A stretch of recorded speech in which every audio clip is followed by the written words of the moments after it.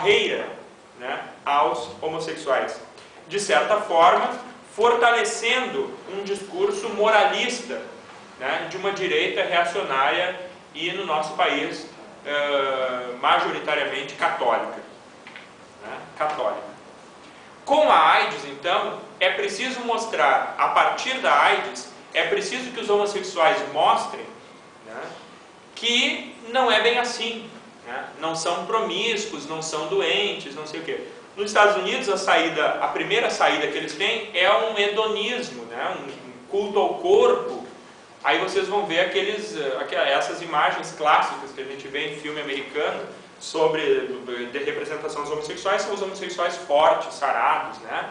Aquilo que depois vai ser chamado na subcultura gay de Barbies.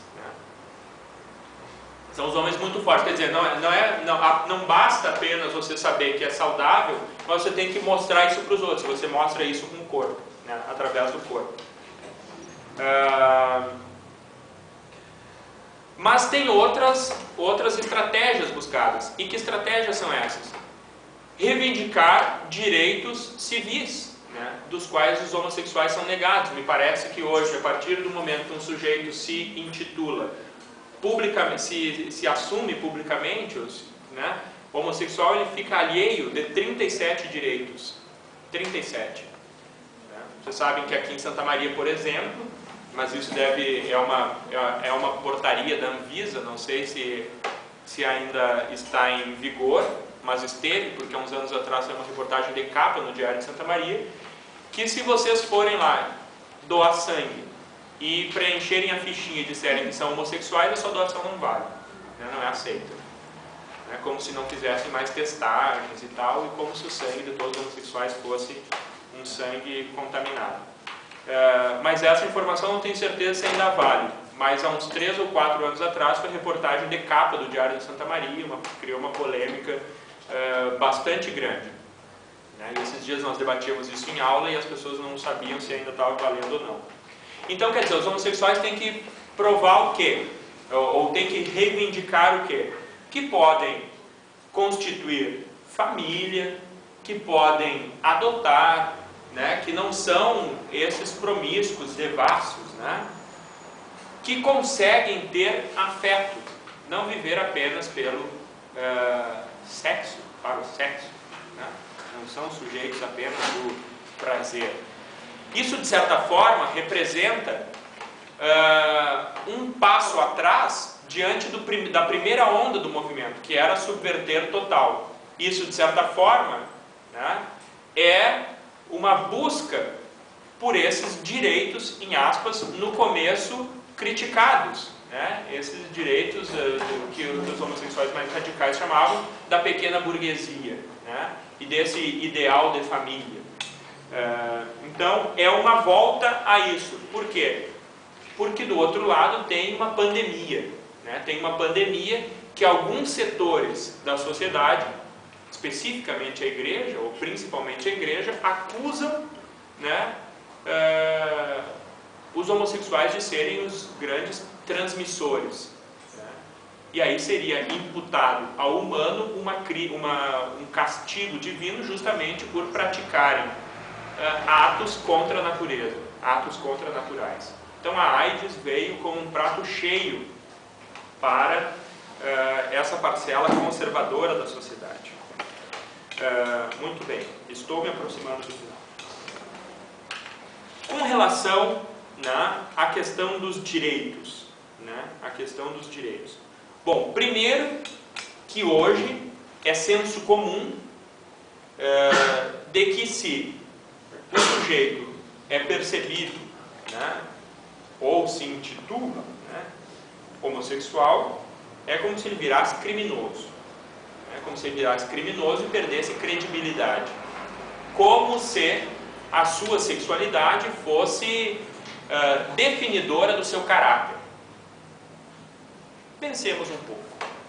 Vivemos em uma sociedade de maioria heterossexual. Né? Ao que reza a lenda, somos todos heterossexuais publicamente. Né? Todos heterossexuais. Muito bem. E é nessa sociedade heterossexual que existe a corrupção, a safadeza, a imoralidade, os roubos, os assassinatos. Então, quer dizer, tudo isso que não presta, né, existe, sim, na sociedade heterossexual. Se nós seguimos esta lei que diz que a diferença que é um problema, bem, então nós vivemos sob a égide de grandes problemas. E grandes problemas que foram definidos a partir de uma sexualidade hegemônica, que não é homossexual. Isso só para mostrar que não está na sexualidade a definição do caráter, né? Não se encontra na sexualidade a definição do caráter do sujeito.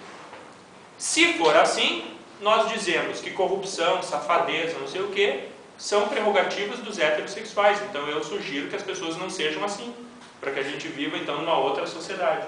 Vamos então construir uma sociedade gay que talvez seja uma sociedade honesta, né? Idônea, responsável, né? Se todos os nossos políticos que são heterossexuais são corruptos e canalhas, então vamos ter, se a sexualidade define caráter, e a sexualidade que nós temos aí é a sexualidade de mau caráteres, vamos então querer políticos gays que talvez sejam honestos, né? Só para vocês verem como a questão não está para além, né, da sexualidade. E hoje, né, digamos, a terceira grande onda do movimento homossexual é a busca pela equidade de direitos, né? A equidade de direitos, justamente porque o sujeito, se falar que é homossexual, ele é excluído de 37 direitos. Esses todos que a gente sabe, né? Não pode casar, não pode adotar crianças, não sei o que, salvo uma série de impedimentos, né? Ou essas condições são asseguradas através de algumas jurisprudências e tal, da qual o Rio Grande do Sul é um espaço bastante oxigenado nesse sentido, né? O Tribunal de Justiça do Estado é bastante oxigenado frente a outros lugares. Tem que fazer referência especial aqui à desembargadora, né, Maria Berenice Dias, e alguns juízes, né, que têm um trabalho muito interessante nesse sentido, o Roger Halpe Hills, e aí trabalhando numa questão que eu já vou falar agora sobre a necessidade de compreendermos o Brasil como um Estado laico, o Roberto Loreia e outros, né? Então, agora vivemos esse espaço, não concessão de direitos, mas a aquisição de direitos por essa população, porque a concessão é alguma coisa dada sem solicitação, e o que os homossexuais fazem hoje, organizados em movimento, né, é a busca, a reivindicação desses direitos que são seus, né? Uma vez que colaboram para o funcionamento da sociedade, né, das instituições do Estado, né, através, por exemplo, do pagamento de impostos, né? Se os impostos dos gays servem para manter o Estado, como este Estado não pode atender às necessidades desses homossexuais? E veja, não é nenhuma crença na instituição do casamento, ou da adoção, ou dessa família, não é uma crença nisso, né? Não é uma crença. Hoje nada é tão mais discutido do que o conceito de família, por exemplo.